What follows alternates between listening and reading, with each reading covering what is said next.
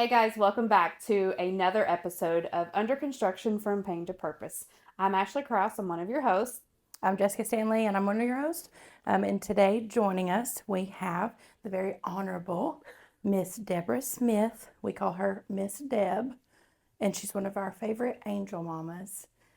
So today, she's joining us to talk a little bit about her son Todd and being on the family side of things. And so, again, she was the one I was talking about the other day when I said, she was coming on, and I hope that you all fall in love with her the way that we have. She has been incredible in this journey of getting to know each other and working together.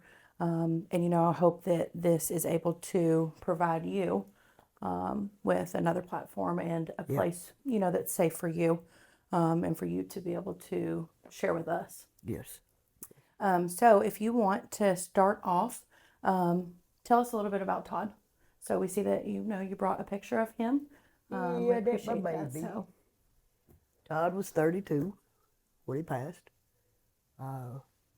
He's very, oh God, he's a workaholic. Okay, I mean he really was. He worked with his last job was with my oldest boy. They laid flooring and everything. He loved playing Pokemon Go. He spent more time down here. Is this Old Gray Cemetery?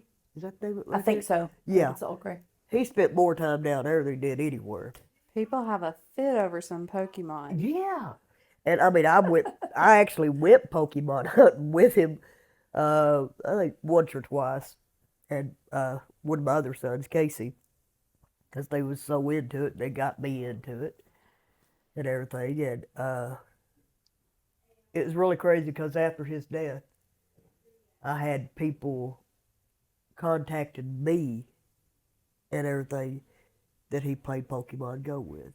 Yeah. And everything. And they was telling me all the places and how much they loved Todd and everything because, he's a very lovable guy. I mean, very lovable. How in the world I didn't have any grandkids from him, I have no idea. How cool is it that people are able to share those memories with you? Oh, I love it. I love it. Anytime, I mean, I am now friends with so many of his friends that he went to school with and everything, to high school with, that, and well, they went to grade school with him too. But I knew, quite a few of his friends growing up and stuff, but the ones that I've met now that I didn't know Yeah. and everything, it's just a joy.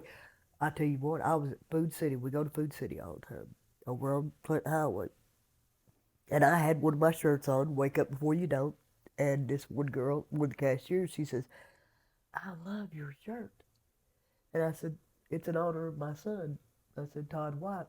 I said, you need to come join our group. So I got my phone out and I pulled the group up on the thing. And of course, I had Todd's picture there. Yeah. And I held it out to her like that and showed it to her. And honey, oh my God, she just started bawling.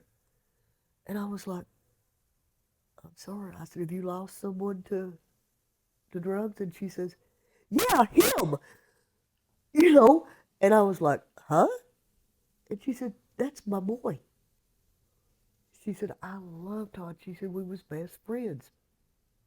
I didn't know that. Yeah. Now I have since met two other employees at Food City that went to school with Todd. One of them worked with Todd at Great American when it was open. But, I mean, I run into people in just random places. Yeah. And they'll look and they'll say, you're Todd's mom. Yeah.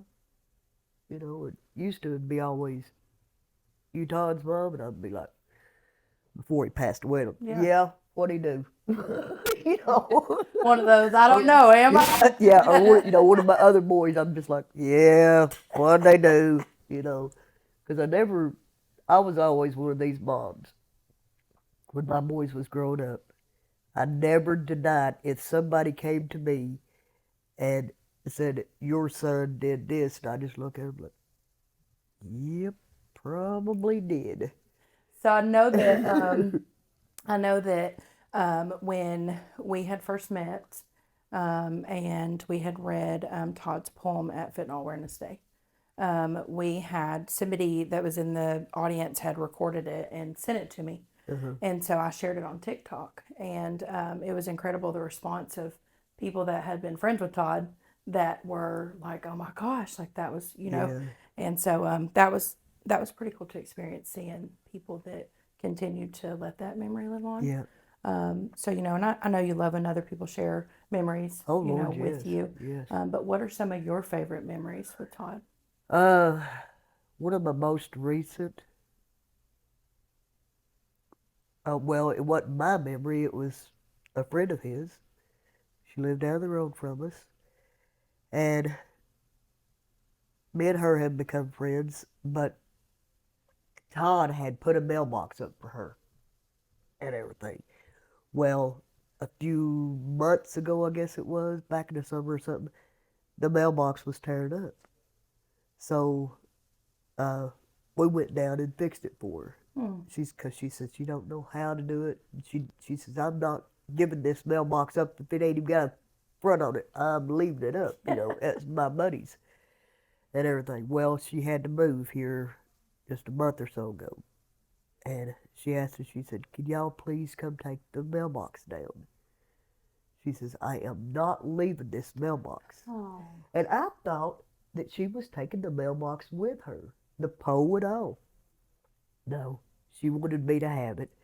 So now it's in, uh, it's like a little rock garden I've got Yeah.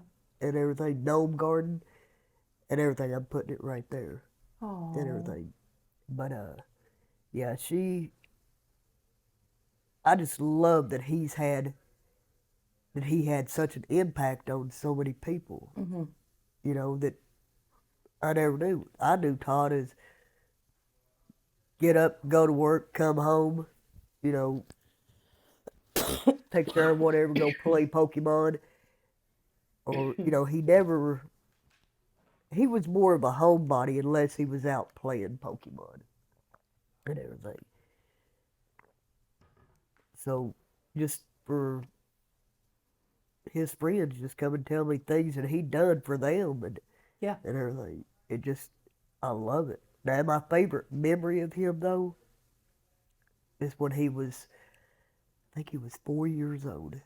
We lived over at Christbury Heights. And my brother was out back grilling hot dogs and hamburgers and stuff. And I had my video camera because back then, hell, this was in the 80s, no, first of the 90s. But I was just, you know, going around videotaping. And I Yeah. come out the front door and come around the house, and Todd's standing there with the door open at the back porch, telling my brother Roger, he said, "I don't like my black." And he couldn't say black. Yeah. He said, "I don't want my black." And I was like, and I got it on film, you know, I've got that on camera for him, or of him and stuff, because that was just, every time I watch that video, I just laugh Yeah. and everything, because I can still remember what he was wearing. He had a painter's cap on that had all different colors of paint on it. He loved that hat, and he loved green and everything. And it's just like about all his pictures, most of his pictures, well, it's a blue shirt, but a lot of his pictures, he's got a green shirt on. I tried to cut it down, it didn't work. But he was probably the most fun-loving kid that I had because he was the one that would one Easter we was grilling out, and I look out the back door. Todd's got these Easter bunny ears on. He's got the little white tail on, and he's doing this. He's back there, he's shaking. Aw. I'm like, oh my God. I said, "Todd, really?" And everything. And I remember one Halloween, he dressed up as Raggedy. I had a Raggedy Ann outfit. Oh. Todd was as Raggedy And Ann. Raggedy Ann. As Raggedy Ann. You know, I mean, he didn't care what other people thought, Yeah. you know, at all. I mean, he didn't care. Just full of life. Yeah, and everything. He when it came to, it's really strange though, because like I say, he was so fun loving and outgoing like that. But when it came like, I'd go to him, hey Todd, do you know so and so? And he'd say, yeah. I'd say they died. He said, well, he said, probably drugs. He said, Mom, he said, you get what you do. You know, he said, it happens. He said, and I remember him telling me, Mom, if I ever die of a drug overdose, please do not go blaming nobody. Mm. And I'm like, I'm just standing there and I'm like, what do you mean? He said, I'm just saying. He said, you know, I get my drugs off the street. He said, it's bound to happen one of these days. Yeah. He said, and when it does, don't go blaming nobody. And I said, what do you mean don't go blaming nobody? He said, don't go looking for blame. He said, look at me. He said, I know the consequences. He said, I know what chances I'm taking when I do this. He said, so just don't go blaming nobody. Yeah. I haven't. I know who done it. I know who delivered the pill to him, but I don't believe he knew that fentanyl was in the pill, or Right. he'd have never gave it to Todd. Right. He never would have gave it to Todd. This guy loved my son unconditionally, like a brother. Yeah. And so I haven't even confronted him, you know, because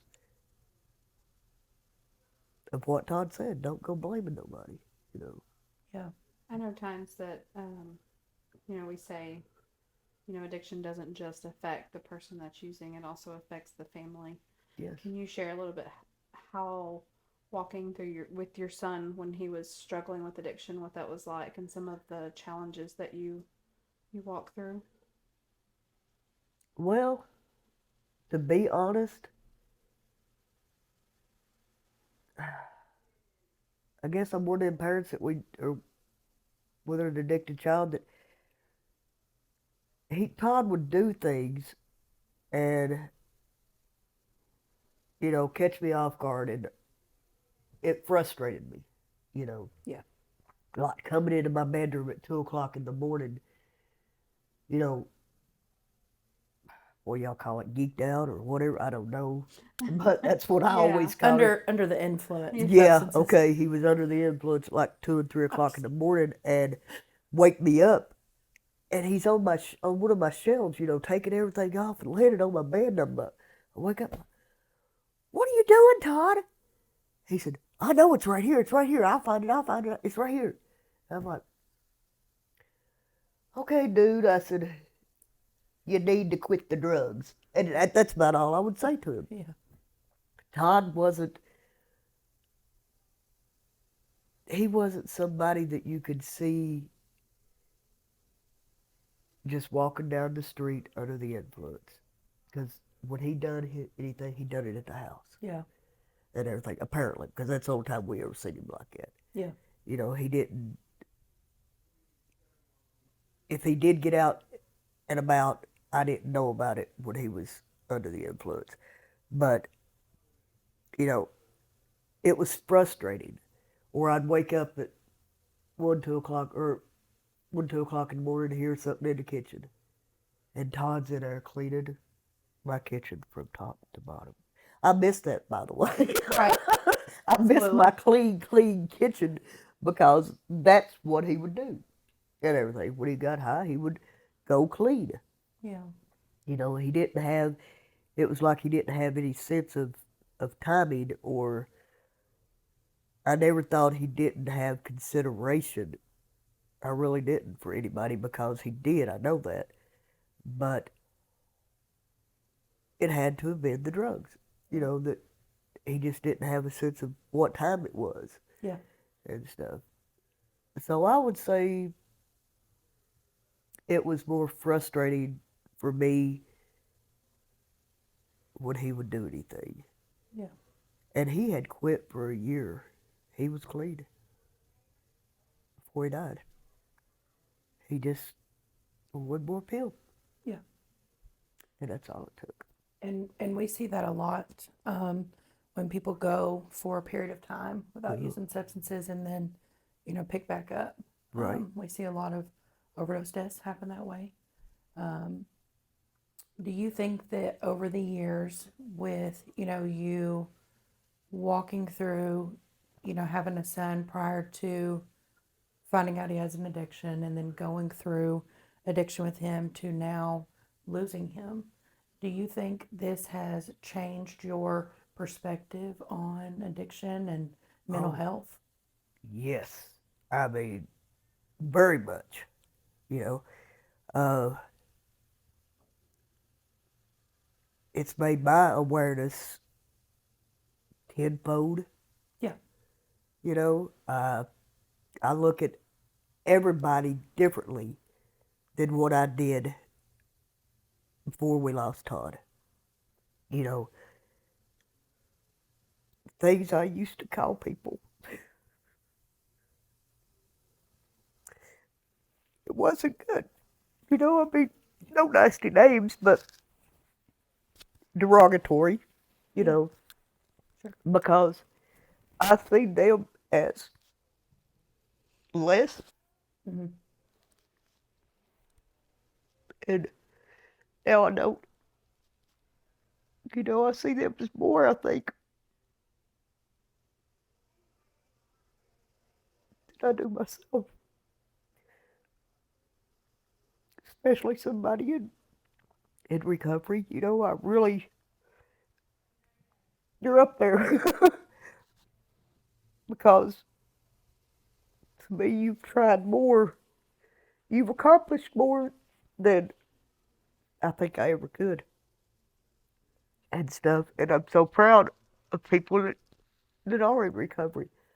But now I don't look at an addict as uh, a lesser human being. Yeah. Like I said, my son he was an addict, but I never seen him out on the streets like that and everything. But now when I see somebody struggling, just walking down the road, and I can tell, they're under the influence, and all I can do now is pray for them. I start praying. I don't say, look at him, look at him, get your phone out, get your phone out. Yeah. Yeah. I hate that now Yep. and everything. And I don't really understand how I didn't see it sooner. Change my mind sooner. It took him dying from an overdose for me to wake up, be more compassionate, and change my life. Yeah.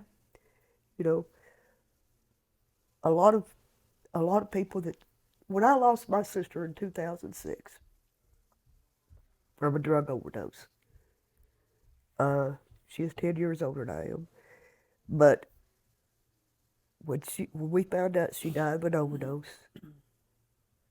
we all swept it under the rug. Mm. We didn't want people to know, Yeah.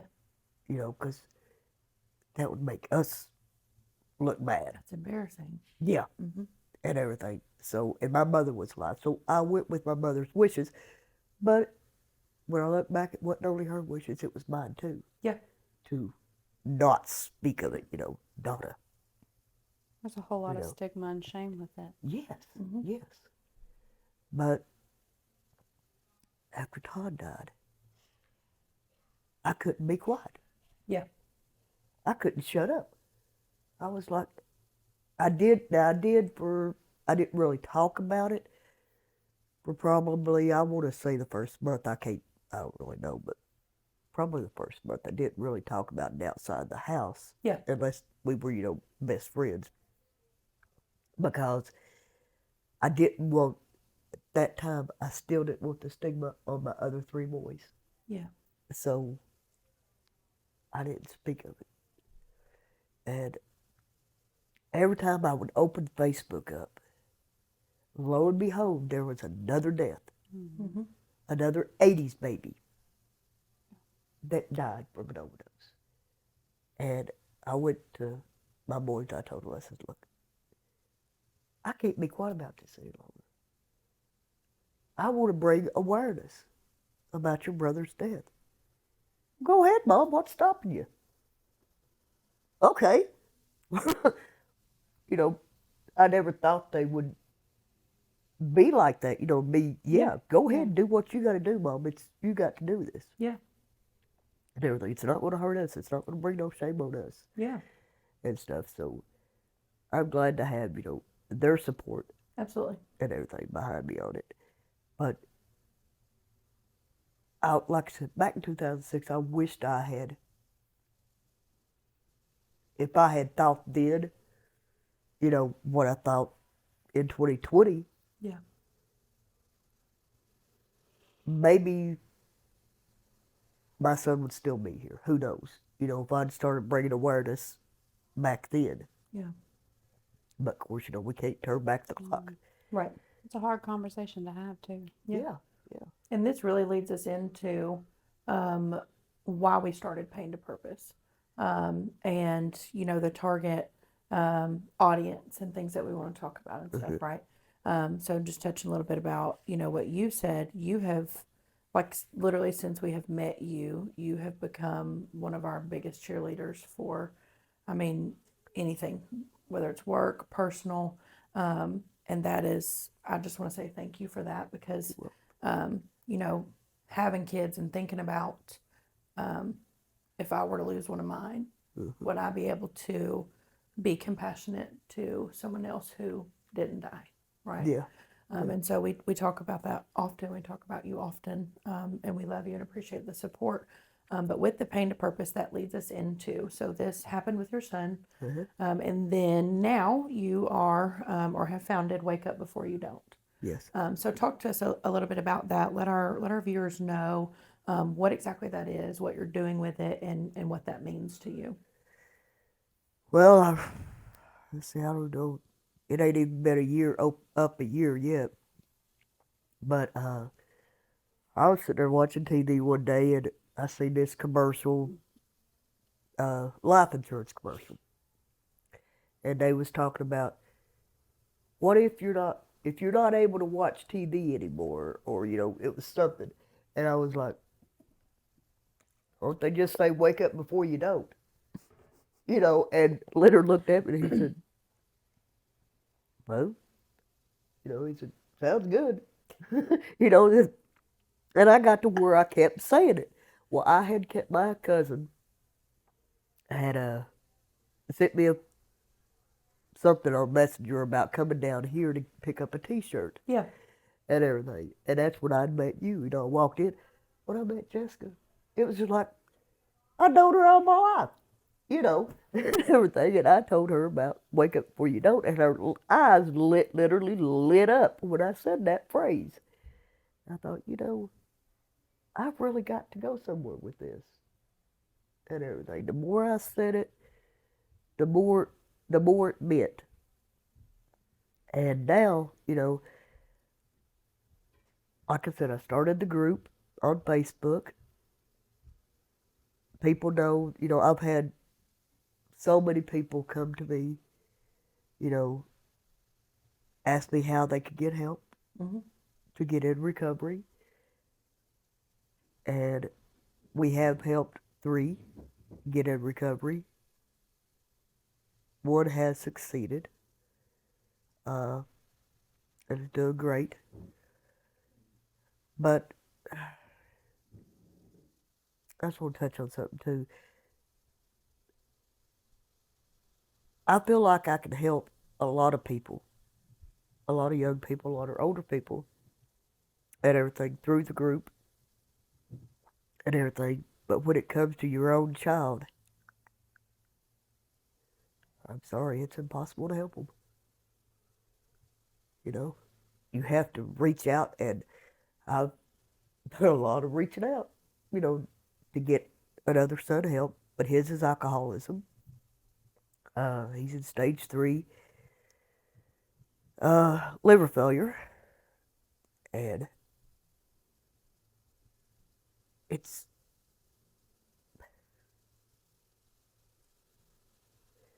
it's hard to, with all the knowledge that I've acquired, you know, about addiction and how to help somebody.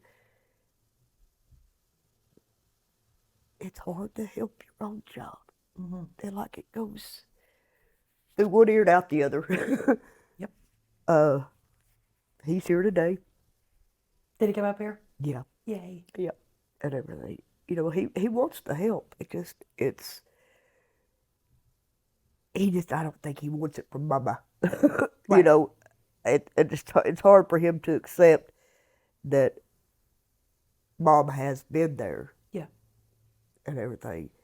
Even though when I was there, I was a lot younger. I was in my teens, and it ain't nothing what they have on the streets today Yeah. The drugs are Yeah. and different. everything. And my Yeah. drinking was, you know, my own rights. I should be a full-fledged alcoholic. Yeah. I don't drink today because I just don't like it.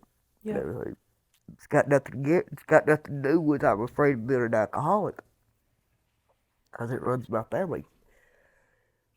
It's just that I don't like it, so Yeah. I just quit drinking. But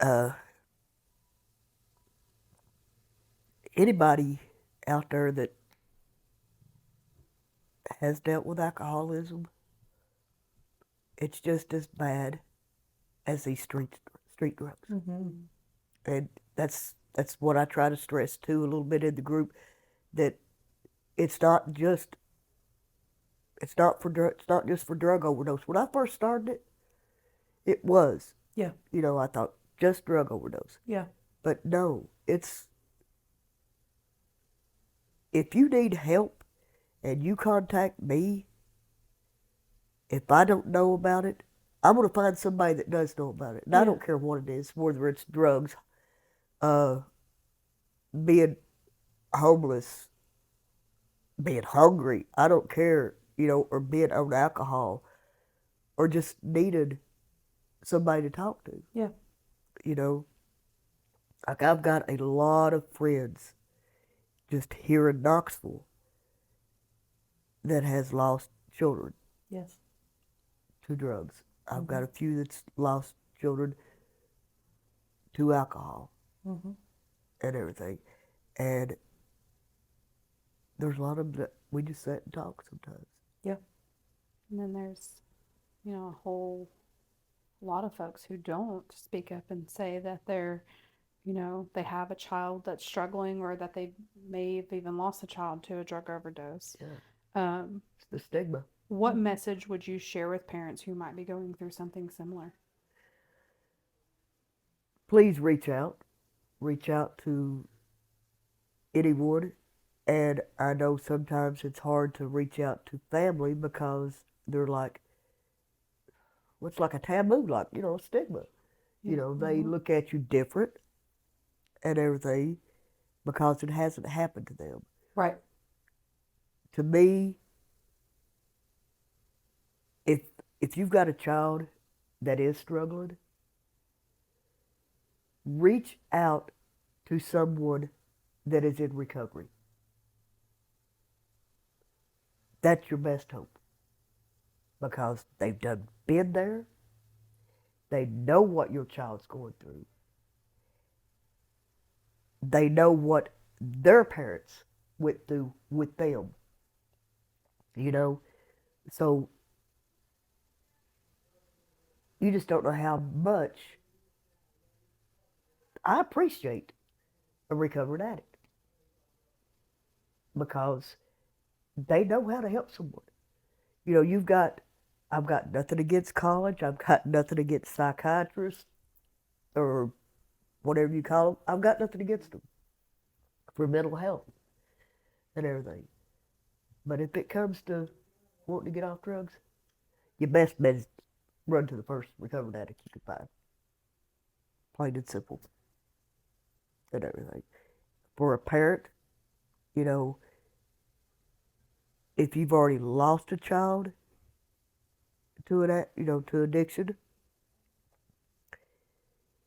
get away from that stigma that you're being looked at differently. Mm. You know, Mm-hmm. I mean, if somebody, I don't know how to say it, to be honest, I believe we're more or less thinking somebody's looking at us differently Right. and everything. I'm hearing you say one of that kind of like find your tribe, right? Like Yeah. the people who you can relate to. Yes. Yeah. Yes. And speak of your child's name. You know, keep their memory alive. That's Mm-hmm. going to help you. You Yeah. know,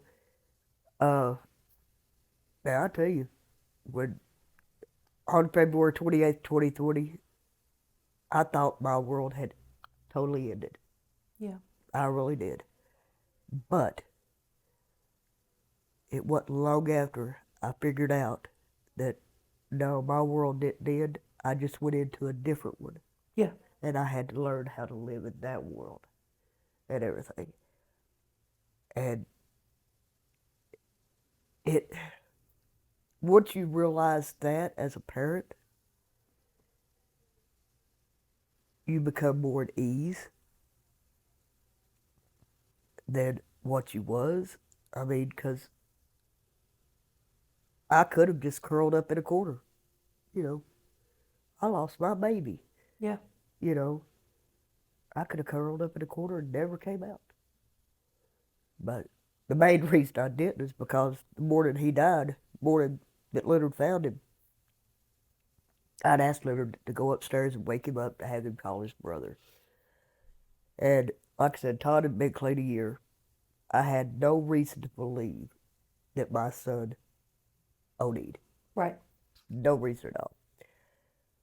So I was sitting there on the bed while Leonard went upstairs, and God spoke to me, and he told me, he says, I've got your baby boy in my arms. He's fine. He said, I'll take care of him. I got up off the bed. I walked to the hallway. I walked to the steps, and Leonard was struggling to get down. And I looked at him and I said, Todd's gone, ain't he? He's dead. Leonard looked at me like, how did you know? I said, God told me he's got him in his arms. If it hadn't have been for God that day, I would have been curled up in a corner. Yeah. But God took my son, but he saved me that day.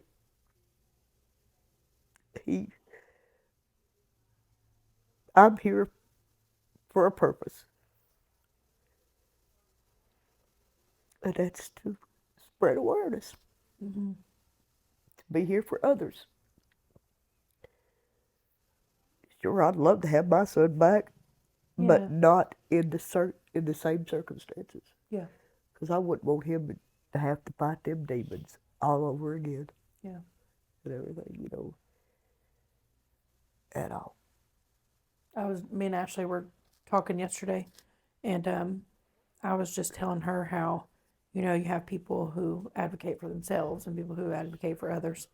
And so, I really feel like since I've met you, you have turned that pain into purpose and you have continued to fight for other mamas and for other families to not experience this.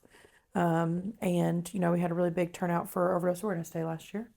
And we loved having you all there. People love all their Wake Up Before You Don't t-shirts. And one of the things that I wanted to ask you about was if y'all were at Overdose Awareness Day and you seen the big white cross and you were signing names on there, that was with Ms.Deb. Where is that cross at? It's in my living room at the moment. Mm-hmm. We, people keep coming by to sign it Uh-huh. and everything. But what I'm going to do with it, because I had first put out, somebody to place it somewhere. Yeah. Well, I really couldn't, nobody really wanted to. And I thought, okay, at my house, my son is going to seal it Mm-hmm. after we get most of the signatures on it, and he'll get it sealed. Yeah. And we've got the place for it right under Todd's banner Mm. in my front yard.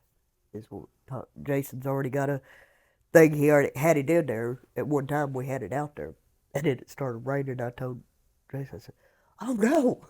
So we chirped it up real quick, took it to the house because we didn't want the names to To come off. come off, yeah. Yeah, but I mean, I've had people come in. Uh,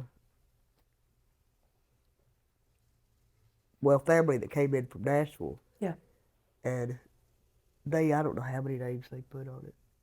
Their friends and Mm-hmm. everything. And that was awesome. That just come to the house and done that. Stopped by to sign while they was in town, stopped by to sign the cross and stuff. So, but yeah, we still got it. It's going to be displayed here soon. I won't swear as to when, but it will be back up. Well, and then when you put it out, everybody's going to be coming by. Uh-huh. They get to say hi and see the cross and all the names. I think I think it had a big impact just because there's um, therapeutic value in speaking your loved one's name or, putting an ornament on a tree for them or signing their name on something.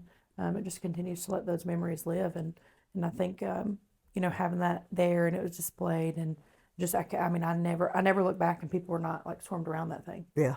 And so I just think that is so wonderful that you all are keeping that and it's going to be able to be publicly displayed Yes. and people still, be able to see some of those names and memories. Yep. I mean, Still even very after we alive. get it sealed, people can still sign their name, and we can Right. just put some sealing over that Yeah. one name and everything.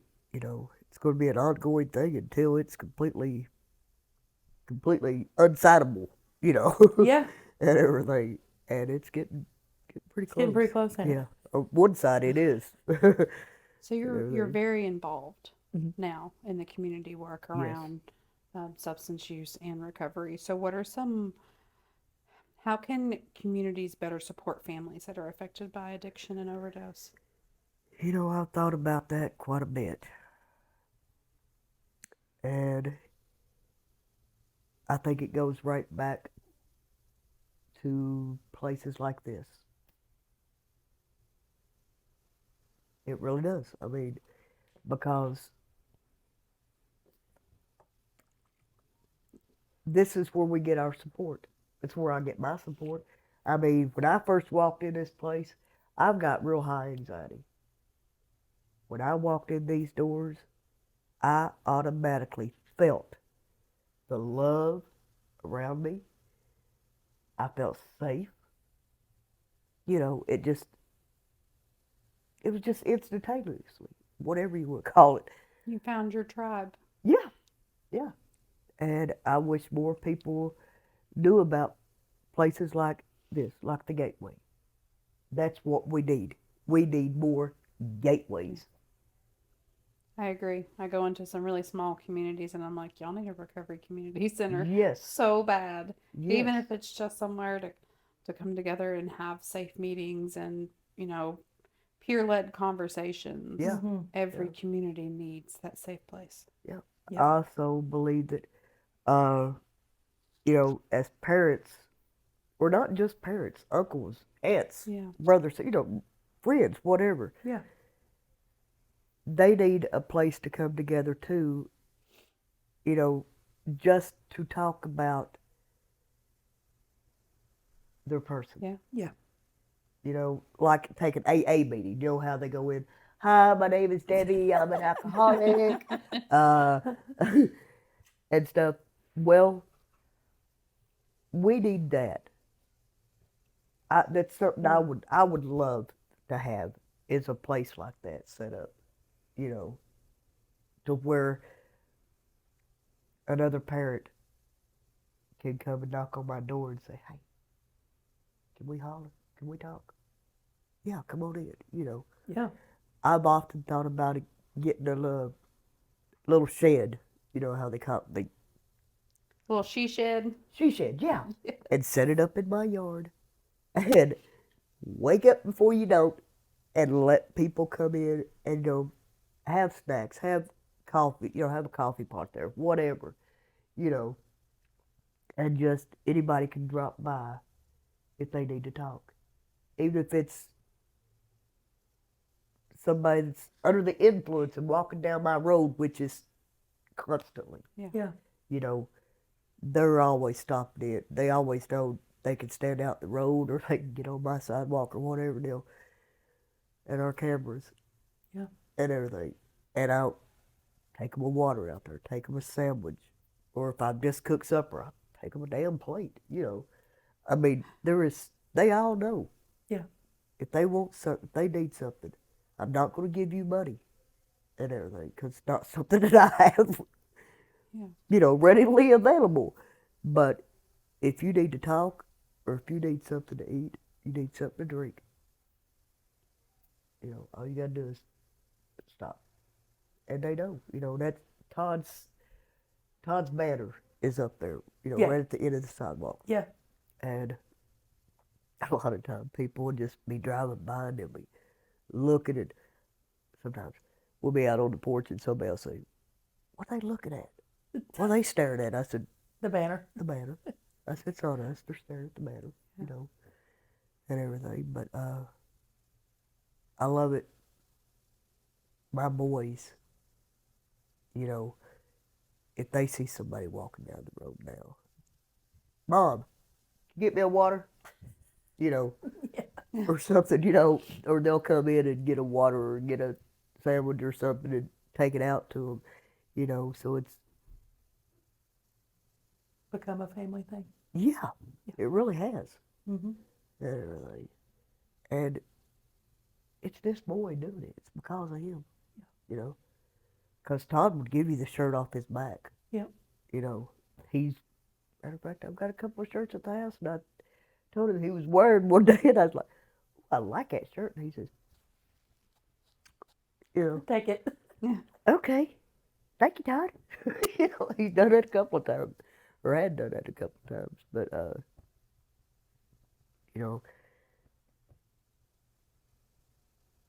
it's very, very hard losing a child. You totally look at things differently afterwards. Mm-hmm. I mean, I look at death a lot differently now. When I lost my mother, I lost my sister, I lost my granddaughter at 23 days old. 2 years before Todd died, he was a pallbearer. I don't feel like I really grieved over her because I wanted to be strong for my son and my daughter-in-law and my other two grandkids, So I was able to get through that. It's not that I didn't grieve because I did by myself, but I was able to get through that, because I had to be strong for them. Yeah. But when you lose your own child, that's when I understood their grief. Yeah. I didn't understand grief at all until I lost Todd and everything. And then I was like, man, my son has already been through this because he's already lost a child and everything, my oldest boy. And I started understanding more of, you don't go up to somebody and tell them, it's been a year, don't you think you should get on with your life now? Right. Yeah. Hell no. Yeah. No. I will never, I might get on with my life, but I get on with my life in a different way. Right. Just because they want me to get on with my life in the way that they want me to. Yeah. It ain't gonna happen. Yeah. And everything. I'm gonna do what I need to do to survive this new world Yeah. that I'm in and stuff. And if it means losing friends or that supposedly supposed to be friends Yeah. or even family, oh well, Yeah. you know, I've Yeah. got to be there to. Sometimes I feel like I started the new world, but I didn't. You know, there's so many before me that was already there in my new world, Yeah. and you just have to, I guess, keep walking the path and finding them. Yeah. And I have found so many. Yeah. And the sad part about it is now is that world, this new world, is outgrowing the old world Yeah. because there's so many deaths. Yes. You know, so it's like we're starting a whole new one, Yes. and it's outgrowing that old world. And That's why it's important to keep sharing your story, keep sharing Todd's story. Mm-hmm. Because you never know the door that it'll open up for somebody else exactly, to reach out and ask for help. exactly. And I hope you know um, how much we appreciate Yeah.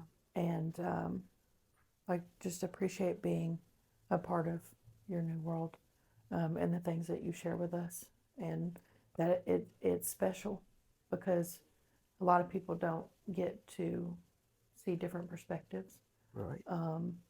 and you share very vulnerable things with us, And our audience. yes, and I really I hope that you know how thankful we are that you come in those doors that day.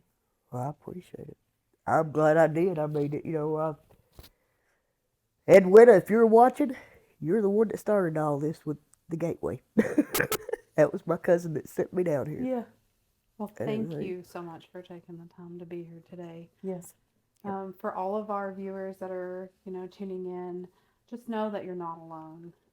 If you're in the Knoxville area and you're looking for help or support, whether it be for yourself or for your family member, please come see us down here at the Gateway.